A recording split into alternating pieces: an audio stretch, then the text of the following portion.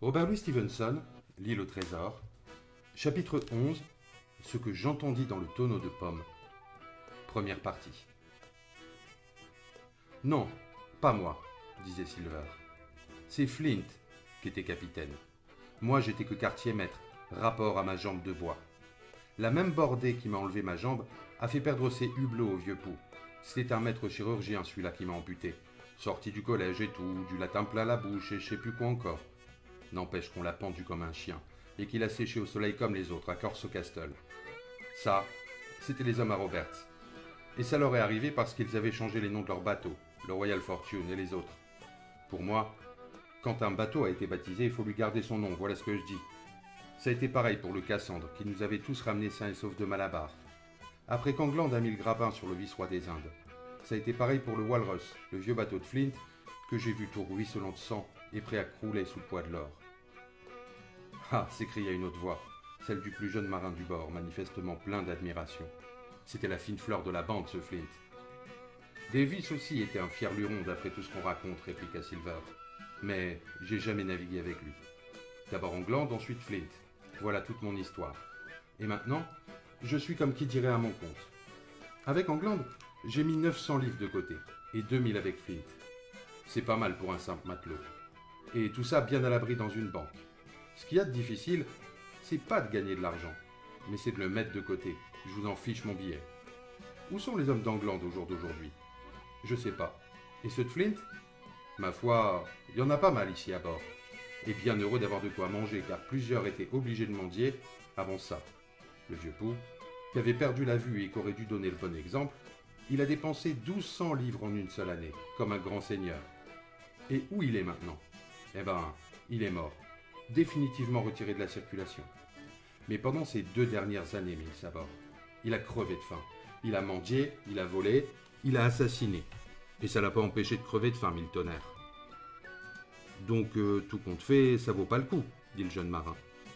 Ça vaut pas le coup pour des idiots, je t'en fiche mon billet, ça ou autre chose, s'écria Silver. Mais pour ce qui est de toi, tu as beau être jeune, tu es malin comme un singe. J'ai compris ça dès que je t'ai vu, et je vais te causer d'homme à homme.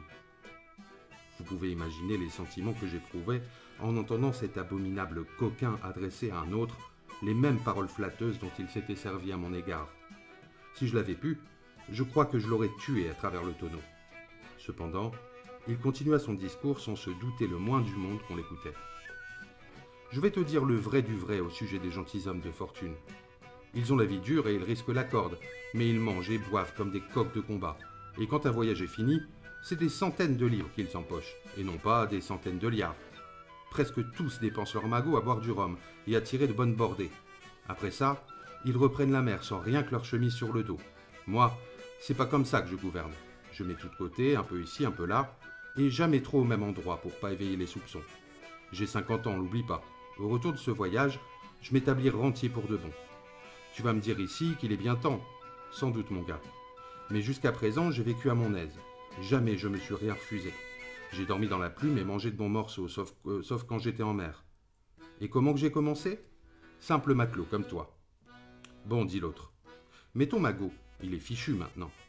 Tu oseras plus te montrer à Bristol après le coup qu'on doit faire.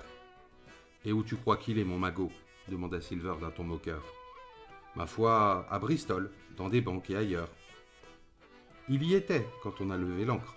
Mais à cette heure, ma bourgeoise a tout ramassé. La longue vue est vendue, bail, clientèle et meubles. Et ma vieille est en route pour me rejoindre. Je te dirai bien à quel endroit parce que je te fais confiance, mais les camarades seraient jaloux.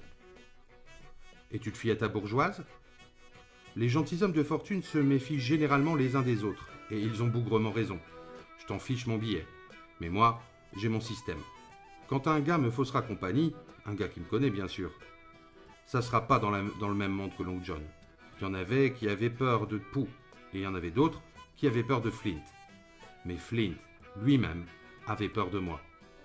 Tout fier qu'il était. Ah mon fils, des gars comme ceux de Flint, il n'y avait pas plus terrible sur mer. Le diable lui-même aurait pas osé s'embarquer avec eux. Eh bien, crois-moi, j'ai pas l'habitude de me vanter. Et tu vois toi-même comme je suis sociable. Mais quand j'étais quartier-maître, les vieux boucaniers de Flint filaient doux devant moi.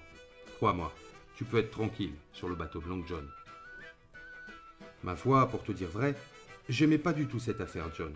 Mais à présent que j'ai causé avec toi, j'en suis. Top là.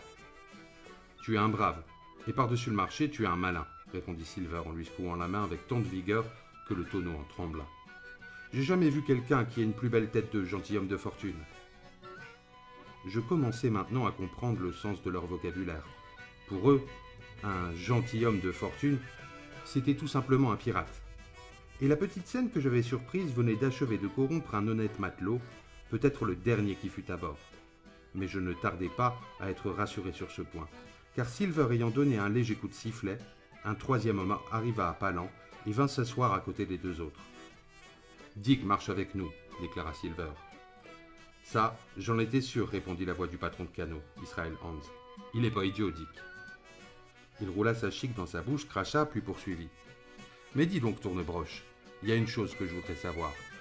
Combien de temps qu'on va louvoyer comme un foutu canot à provisions? J'en ai jusque-là du capitaine Smollett, mille tonnerres. Il y a assez longtemps que je me crève au travail. Je veux entrer dans cette cabine, moi. Je veux tâter de leurs conserves, de leur vin et de tout le reste. Israël, tu as jamais eu beaucoup de jugeote, mais je pense que tu es capable d'entendre. En tout cas, tes oreilles sont assez grandes pour ça. Et voilà ce que j'ai à te dire. Tu vas continuer à coucher à l'avant, à trimer dur, à parler doux et à rester sobre. Jusqu'à temps que je donne l'ordre de passer à l'action, je t'en fiche mon billet, mon gars. Ben, je dis pas non, grommela l'autre. Tout ce que je veux savoir, c'est quand ça va se passer. Un point, c'est tout.